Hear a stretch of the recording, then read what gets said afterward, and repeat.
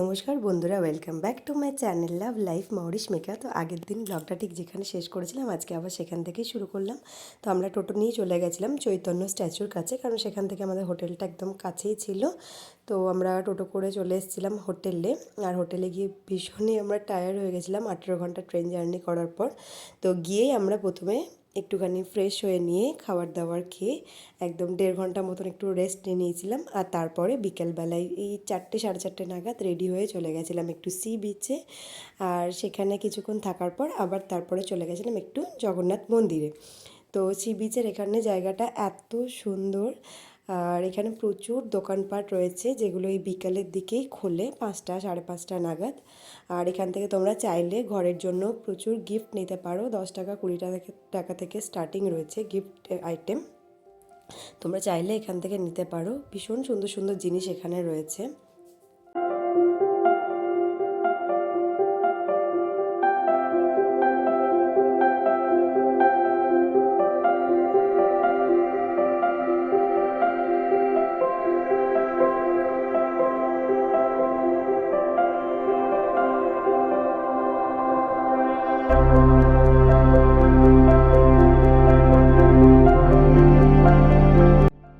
জীবনে প্রথমবার আমি দেখলাম সমুদ্র এত সামনে থেকে। ছোটোবেলা থেকেই খুব ইচ্ছে ছিল সমুদ্র দেখার, কিন্তু কখনো সময় হয়ে ওঠেনি। তো এই প্রথমবার আমি সমুদ্র দেখলাম, সাথে জগন্নাথ দেবকেও দর্শন করলাম। বিশ্বাস করো, এই সমুদ্রের সামনে বসে থাকলে না তুমি ঘন্টার পর ঘন্টা সময় অনায়াসে কাটিয়ে দিতে পারবে, একা একা সময় কাটিয়ে দিতে পারবে। এত সুন্দর এই জায়গা। এই রে টুলি বাবা লে, ও বাবা।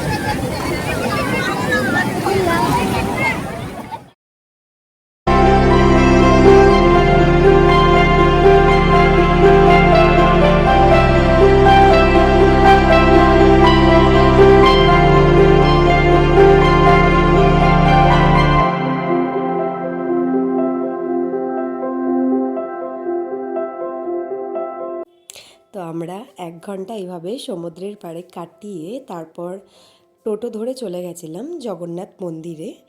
এখানে টোটোতে ভাড়া নিয়েছিল আমাদের চৈতন্য স্ট্যাচু থেকে জগন্নাথ মন্দির, 100 টাকা নিয়েছিল টোটোতে। আর যেতে যেতে দেখো কত দোকানপাট, তাতে কত রকমের পোশাক আশাক, মিষ্টি খাবারের দোকান, প্রচুর মার্কেট এই রাস্তাটাই পড়ে।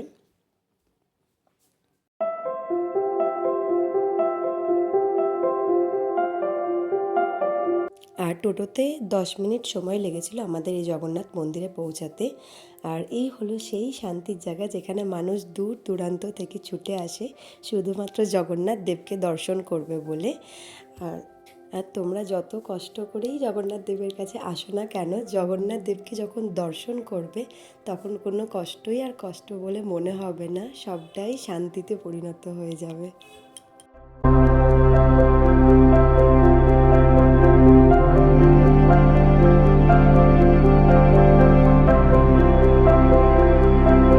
তো তোমরা তো দেখলে, এটা আমরা যেদিন পৌঁছে গেছিলাম পুরীতে ডে 1-এ, সেই দিনই বিকালবেলায় গেছিলাম মন্দিরে। কিন্তু আমরা আগে থেকে জানতাম না যে গিয়ে মোটামুটি 2 থেকে 4 ঘন্টা মতো লাইন দিয়ে দাঁড়িয়ে তবেই জগন্নাথ দেবের দর্শন পাওয়া যায়। তো সেই জন্য বাচ্চা নিয়ে যেহেতু গেছিলাম, আর লাইনে প্রচুরই ভিড় ছিল, এখানে সারা দিনই লাইনে ভিড় থাকে। তো সেই জন্য আমরা সেদিন রাতে আর দর্শন করতে পারিনি, মন্দিরে গিয়ে বাইরে থেকে দর্শন করে তাড়াতাড়ি আবার ফিরে এসেছিলাম হোটেলে। কারণ আমাদের প্ল্যান ছিল পরের দিন ভোরবেলায় উঠে লাইন দিয়ে পুজো দেওয়ার। তো সেই মতন আমরা ঘরে এসে শুয়ে পড়েছিলাম। আর পরের দিন ভোরবেলায়, ভোর বলতে কি প্রায় রাত 2টোর সময় উঠে স্নান টান করে দেখো আবার আমরা চলে গেছিলাম মন্দিরে। তো আমি যেহেতু ছোট বাচ্চা কাছে ছিল, তাই বাচ্চাকে নিয়ে আমি লাইনে দাঁড়ানোর আর রিস্ক নিইনি।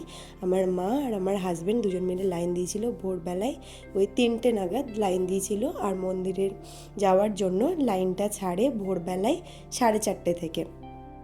তো 4:30 সময় লাইনে দাঁড়িয়ে ভেতরে প্রবেশ করতে করতে প্রায় 5টা বেজে গেছিলো।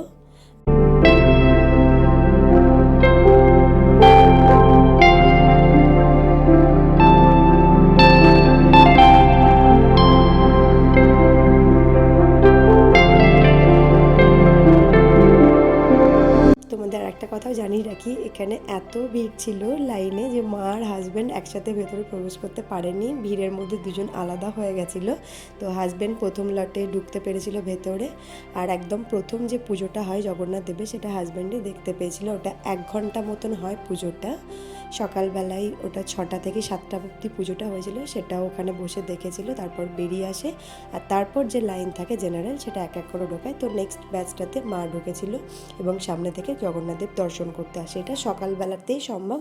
বাকি সারাদিন লাইন দিলে যাবে, সামনে থেকে দর্শন করবে, বাইরে বেরিয়ে চলে আসবে। প্রচুর ভিড় থাকে, তাই সেখানে গিয়ে একদমই দাঁড়াতে দেয় না।